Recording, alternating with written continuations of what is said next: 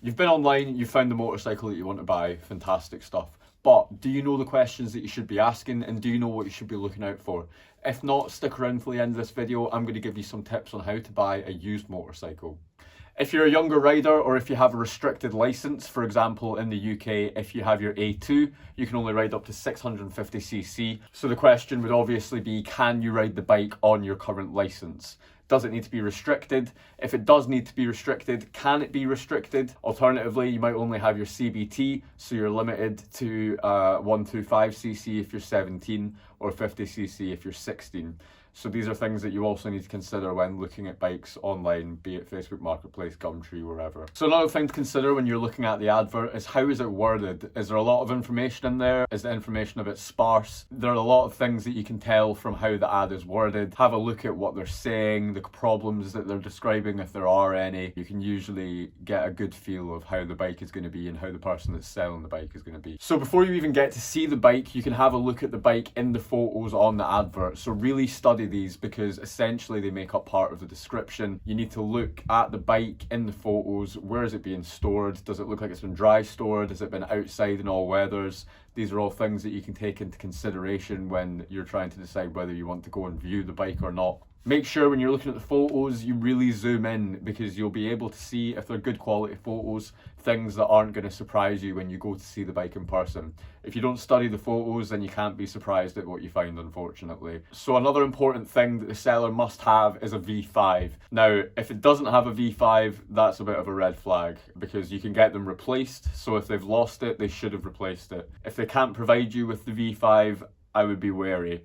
You will get a new greenkeeper slip when they send off their V5, and that will be your proof of ownership until your V5 comes through in the post. If they say, oh, you can get it for an extra 25 quid, well, you've got to ask yourself, why have they not done that? It's very easy to get a replacement V5, so if they don't have a V5, it is a red flag for me, and I would be cautious from that point on. In extreme circumstances, not having a V5 could indicate that the bike could be stolen, so you really got to watch out and yeah, cover your own back. So another thing to consider, has the bike been salvaged, or has the bike been written off? On the vehicle logbook, you will be able to see if it has been salvaged or written off.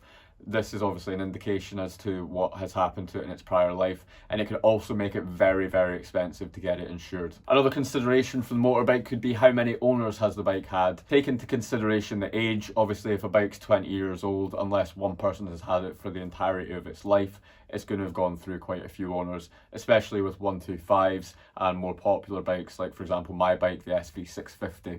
It's not always an indication that, you know, there's something wrong with the bike if it's had a lot of owners, or that it's not been upkept. You could have one owner who doesn't upkeep it and 10 who do. It's not the be all and end all, but it's just something worth thinking about. Another obvious consideration is it in your price range? There's no point in wasting somebody's time going and seeing a bike if you don't have the money to pay for it. Obviously, you can try and haggle them down, but do be aware of your budget and don't go and see something that you can't afford. Now, the owner of the bike should be willing to give you the registration number. Some people can be a bit dodgy about it because they think that maybe their plate could be cloned, which I suppose is a possibility. But really, if you're going to view a motorcycle, you need to have the registration. You can go online and you can check the MOT history of the vehicle. You can see any fails that it's had, if it's passed. You can see advisories, you can see all of these kinds of things. So it can really give you a good insight into the bike's history and the bike's life, and anything that might have cropped up at the past MOT that they might not have put in the ads. So that's another good check. The one thing that I'm instantly wary of is if I look at a bike and it's been street fightered. Now, what do I mean by street fightered? The word street fighter refers to the style of a bike, usually with no side fairings and some kind of smaller front fairing, maybe just a light. Now, if a bike didn't come like that as standard, but that's the condition that it's in now, that could be an indication that the bike has slid down the road at some point or been involved in an accident. You never know. You can ask them, they might not be upfront, but yeah, if I see a Street Fighter bike and it's not standard Street Fighter, then I would be wary of that. So another consideration could be, why is the seller selling the bike? Are they just getting another bike? Have they outgrown it? Have they got a new license? You could ask them if there's a problem with the bike. You would hope that there wasn't, and if there was, that it would be put in the description, but it's always good to know why they're trying to get rid of the bike. Does the motorbike have any modifications? And if they do the OEM parts come included in the sale? So for example, This could be perhaps a tail tidy, or it could be aftermarket fairings, aftermarket headlights, indicators, anything like that, mirrors. And it's always good to get the OEMs, because obviously you can get the aftermarket stuff. If it's an older bike, the OEM stuff is harder to come by and more expensive. So if they're having modifications, always try and ask them if the OEM parts come with it or if they have them in the first place. Another obvious question would be to the seller, has the bike been crashed? Has it been dropped? Has it been slid? Anything. Even something as silly as, you know, the bike falling over off the stand. If there's crash protectors on it, it could have damaged the frame. You need to be really careful, and you got to hope that the seller is going to be honest. But again, you should be inspecting the photos. You should be, if you've already seen the bike, looking at it in person. There'll be some telltale signs, but we'll get into that later. Another good thing to ask is whether the owner has any service history. So if there's any receipts, if there's any documentation on any servicing work that's been outtaken, this can be good to have. It can give you peace of mind, and you can really see how the bike has been looked after over the years. Within that, you can also ask them when the last time that it had a fork service was, when the seals were done. How old are the tyres? How old is the battery? How old are the chain and sprockets? These are all things to take into consideration. These are things that need to be periodically replaced. So obviously, if you can save yourself the money, if they've been done relatively recently, then that's great. If they've not been done recently, you're going to have to take that into account in the price that you're going to have to pay for the bike on top of everything else. Probably most importantly, does it run? Or when it was the last time it ran, if it hasn't run. If you're looking to buy the bike as a daily, you want to make sure it runs. If it doesn't run, then it's probably not worth your time. If you're buying a project, that's obviously different. So that's a list of considerations before we have even viewed the bike. If we've gone through all of those checks, we're happy, then we can move on to viewing the bike. Let me give you some tips for that. Quick coffee break. So before you even go to view the bike, one thing that I would request the seller to do is to make sure and not start the bike before you arrive. Why is it important to have a cold start when you arrive? Let's get into it. So cold starting a bike can reveal potential starting issues. If it takes a couple of cranks, if it's cranking slowly, if it's multiple attempts, these can all be indicators that there may be some underlying issues with the bike. If you have issues trying to start from cold, it could be the battery, it could be the charging system, it could even be something as serious as engine compression. If you arrive and the owner has warmed up the bike, it doesn't always mean that they're trying to hide something. They could just be trying to speed along proceedings, but I would always be skeptical and ask them why they've started it before you've arrived.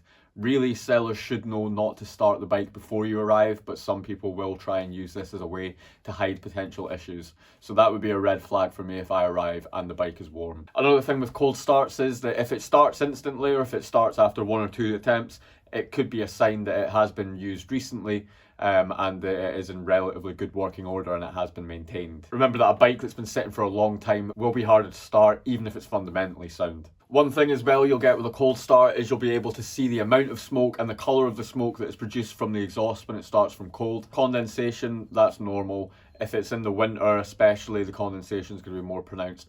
But there are colours of smoke that you need to look out for, and I'm going to go through them and I'm going to tell you what each of them means. So first of all, if there's blue smoke, this could indicate that the engine is burning oil. So that could be warm piston rings, or it could also be valve seals. Persistent white smoke over what would be acceptable could indicate a coolant leak into the combustion chamber, and that could potentially be an issue with the head gasket, for example. As I've said, a little bit of white vapour is normal on a cold day as condensation burns off. So black smoke might indicate an overly rich fuel mix. This could be a simpler fix, but it is still worth noting. So if your bike has a carburetor, make sure you find out how effective the choke is. Make sure the bike starts with the choke and it idles fine when you take it off the choke once it's warmed up to temperature. Remember, it's not always malicious that someone will have the engine warm when you come and view the bike, but again, it is 100% better to have a cold start so you know exactly what you're getting yourself into if you choose to buy this motorcycle. We're now going to make our way around the bike, have a look at the tyres. What age are they? Have they got enough tread? Is there any signs of dry rot? The minimum legal tread depth in the UK is 1mm across 3/4 of the tyre, with visible tread remaining on the other quarter. Have a look at the battery. How old is it? Is there any corrosion on it? Again, ask the seller when the last time the battery was replaced, or if they even have replaced it in the whole time of owning it. So the exterior, have a look at the fairings. Is there any scratches on them? Are there any dents? Is there any paint chipping away? Have they been replaced? Are they OEM? Are they ABS? Are they fiberglass? Make sure and find all this information out.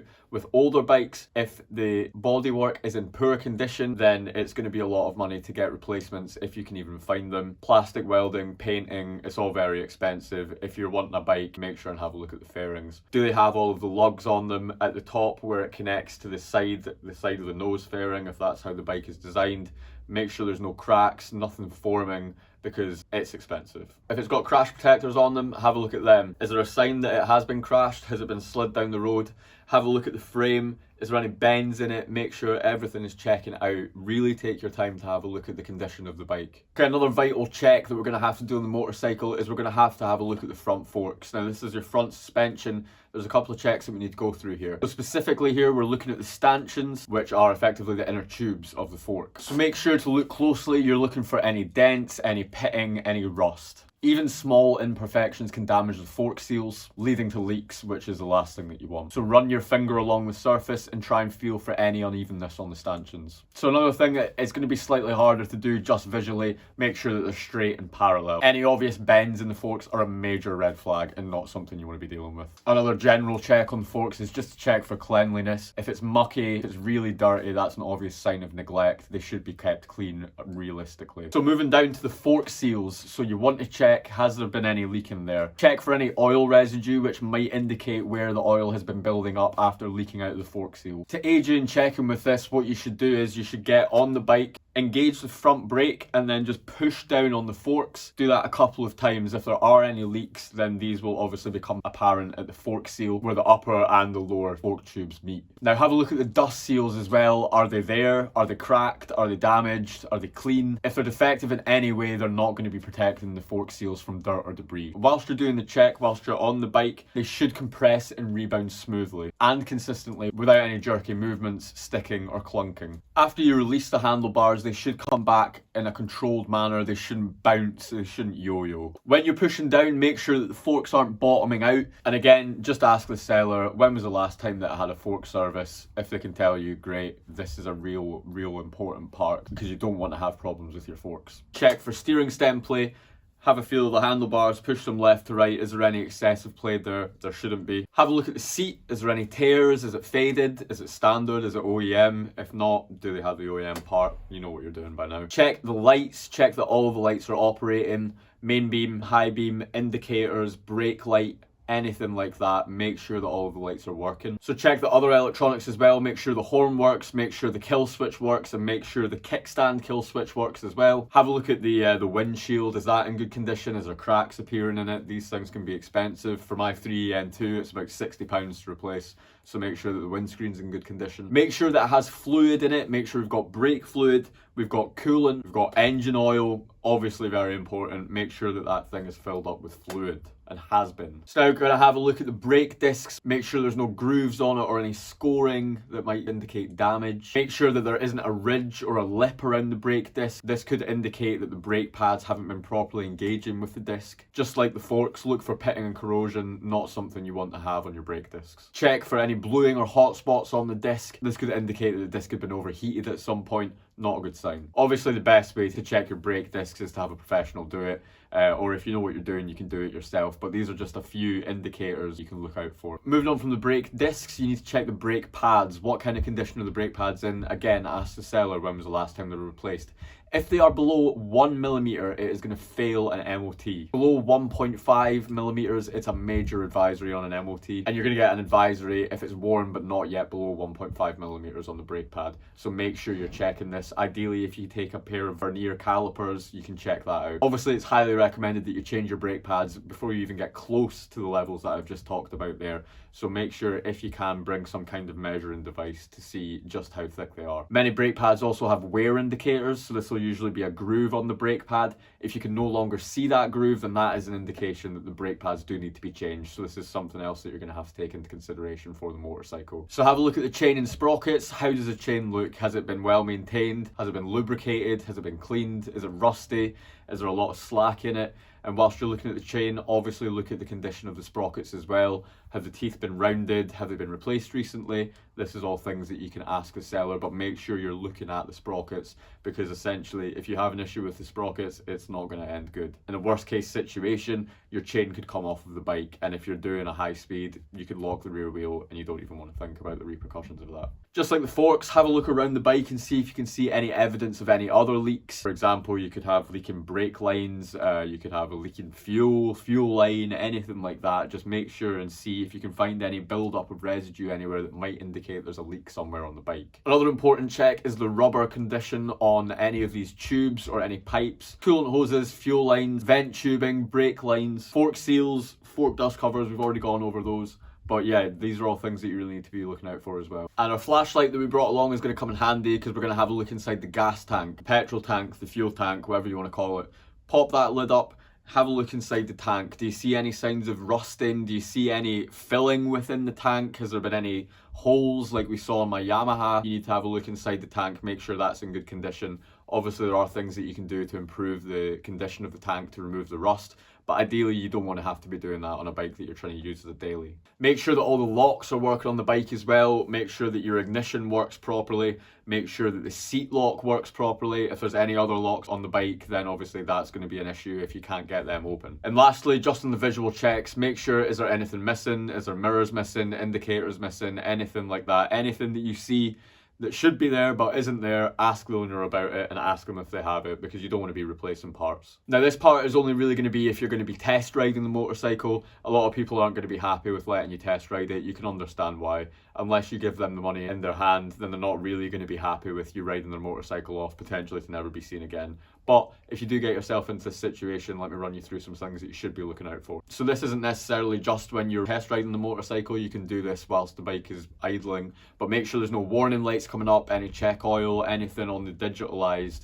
If it's a newer one and it has error codes, make sure that there's nothing on there. If there are, have a look at them, ask the owner about them. So if you're riding it, the throttle, how does it accelerate? Is it smooth? Is there any hesitation? Is there any slack in the throttle? Make sure to keep an eye out for all of these things. On braking, check the rear brakes working, check the front brakes working, check that it's firm, consistent, no vibrations. Make sure your brakes are working. You want to be able to stop. Check the steering, how well the bike turns, how is the shifting, does it go up and down through all the gears, is the clutch fine, is it a bit heavy, is it a bit spongy, and watch out for any unusual smells or any sounds, anything that could indicate there's an issue with the bike. And lastly, are you happy with the bike? You've gone through all of these checks. Hopefully this has given you some tips as to what to look out for if you're buying a used motorcycle, some questions to ask. Hopefully you'll feel a bit more confident now when you're going to go and view that bike. Hopefully it's a good bike, hopefully you buy it, hopefully you enjoy it and you have many safe years of riding. Thank you for watching this video. If you found it helpful, make sure to share it with some friends or let me know down in the comments if there's anything that you think I've missed. Tell me about your horror stories, and until the next time, my name's Lachlan, you've been watching Lack on Track. Please leave a like, a comment, subscribe and hit that bell notification so you don't miss another video from me. Until then, I'll catch you later on.